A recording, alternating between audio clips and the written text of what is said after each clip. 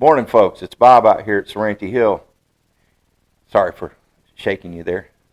Thanks for stopping by. Just thought I'd catch you up to date.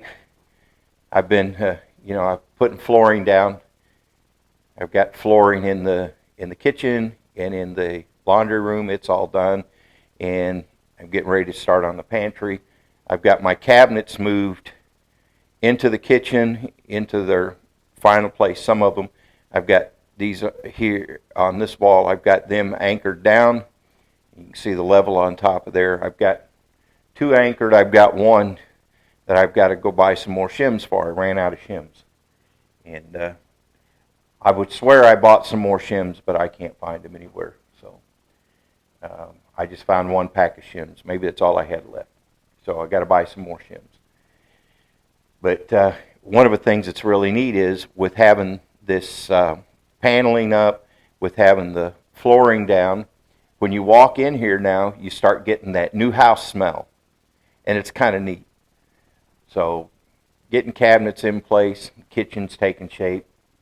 And but I do have one kerfuffle that I got to take care of.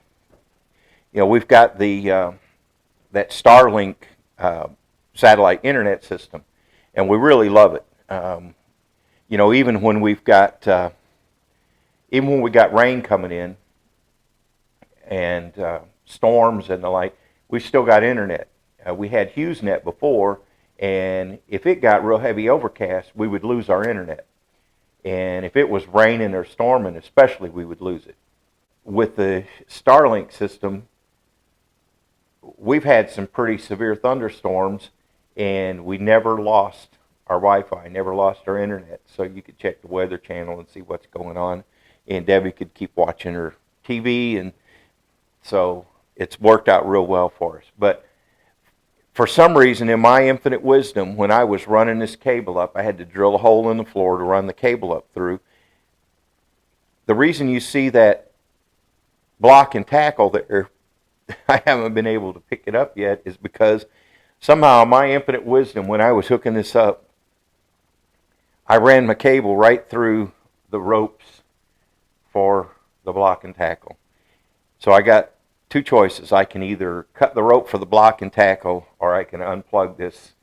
Now I haven't done that yet, because when you unplug the cables from this thing, it takes a little while for it to power up, back up to the satellite, and to start working properly. So I've held off on that because I couldn't see doing it 2 or 3 times, and I didn't really need the block and tackle. So what I've done today is I've got a little shelf. I had this up on a shelf up on the wall over in this corner here, but of course I had to take that down when I put the paneling up, and it's sitting on the floor right now.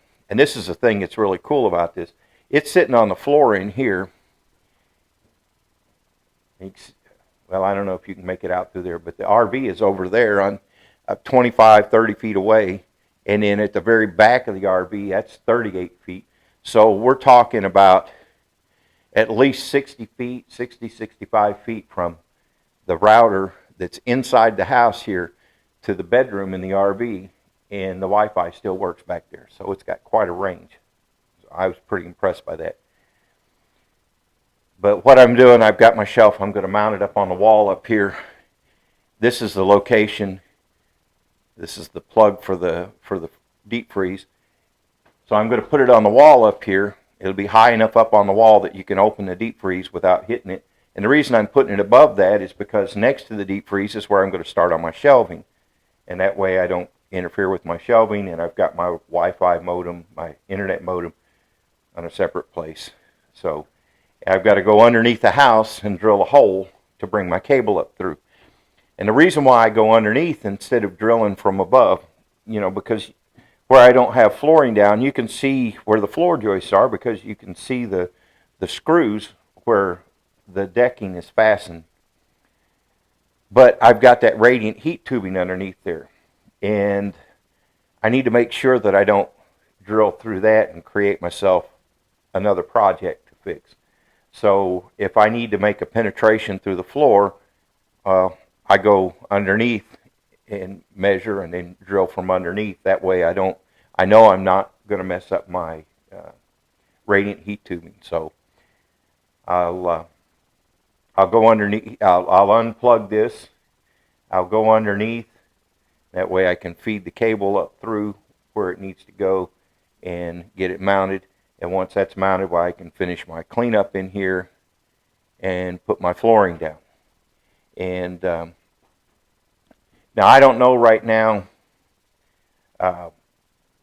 what kind of flooring we're going to go with.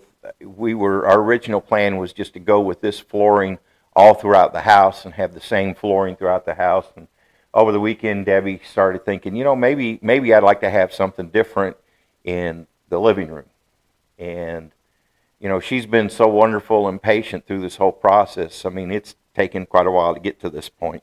And she's been so patient and supportive and wonderful through the whole process that if she wants a different flooring in the living room, she gets a different flooring in the living room.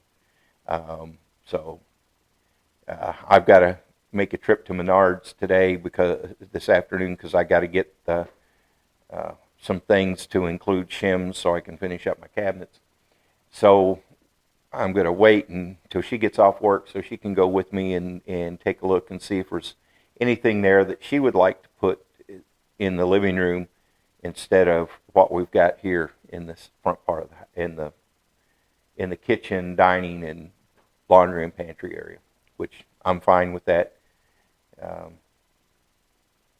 Fortunately, I haven't bought all the flooring because we're having to work within our budget, so I haven't bought all the flooring, so it's not a big deal. So that's where we stand right now. So let me get to work here and crawl underneath this house and get my hole drilled, and I will check back in with you all later and show you where we are.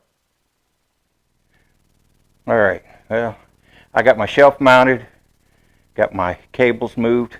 Believe it or not, I mean, the thing doesn't show up very much. That's the shelf, and that's the Starlink modem. Modem and router. It communicates with the satellite and provides the Wi-Fi, and that's all the bigger it is. Pretty amazing device. And I got the flooring down in the pantry. Put the sink back in there. And then I came in here. Let's see if I can do this without blinding you. I came in here to the bathroom and I put down my PVC shower liner because when I go to Menards in a little bit here, I'm going to pick up some more of the bed mud. I've got to put one more layer of the mud down on top of that, and then after that dries, I'll be ready for tile on the floor. I can put my cement board back down and put my tile down, and I'll have a waterproof, leak-proof, we hope, ceramic shower. And the base of the shower pan itself is 4 foot wide by 5 foot deep. So that's a pretty good sized shower. We should be able to get a good shower in there and not bang your elbows against the walls. I also, while I was in there to do that job, I found another pack of shims, and it was just enough shims to be able to get this job finished up. Got all my cabinets that I've built so far installed, mounted, fastened to the floor. They won't move anywhere now. I mean, these are anchored to the floor, anchored to the subfloor, so they aren't going to move anywhere. I've got them leveled side to side, front to back, all the way across. So everything's level. So I'm ready to get some plywood and put some countertop down, start putting countertop on these things. I've still got to put the shelves back inside these cabinets, but I got those anchored, and so I've got one more about 34-inch wide base cabinet, and then another one about 36 inches wide, and then down here I'll have a 24-inch wide. So I got 3 more base cabinets and 3 wall cabinets. No, 2 wall cabinets to build. 3 base cabinets, 2 wall cabinets. And I've gotten these down to where I can knock them together pretty quick. I've got my basic plan. I just change my dimensions a little on my cut list if I have to change the width. But same basic construction, and I've got it down so I can knock out a couple of these in a day, no problem. And that's I'm not a speed demon. Okay, I'm not the fastest guy around. So, at any rate, that's where I am today. Getting a lot done. Flooring. I measured and set aside the 3 boxes of flooring that I'll need for the bathroom. So I've got here, what, 1, 2, 3, 4, 5, about 5.5 more boxes. And so I'll get that all mess out of the way. I've been putting that off, and then I'll be able to continue my flooring up so that I've got the whole kitchen and dining and living and laundry and pantry all done as far as flooring and ready to go. And then I'm going to have to clear all my mess out of the living room. Once I get cabinets built, I'm going to have to start clearing all this mess out of a living room so I can start getting it ready to go too. So making headway. Things happen pretty fast when you get down to this point. A little later in the week, today and tomorrow it's real windy, but it's going to be some nice weather. So later this week, after the wind has died down, I'll be going out in the garden, the area where we'll put the garden, and I've got about half a dozen trees that I got to cut down. 1 hickory and 5 oak trees that I got to cut down, and then to make room for garden area, one of them's a dead tree I got to cut down. It's fairly close to the house, so that'll be kind of sketchy, but I've got chains and come-alongs to pull it back away from the house.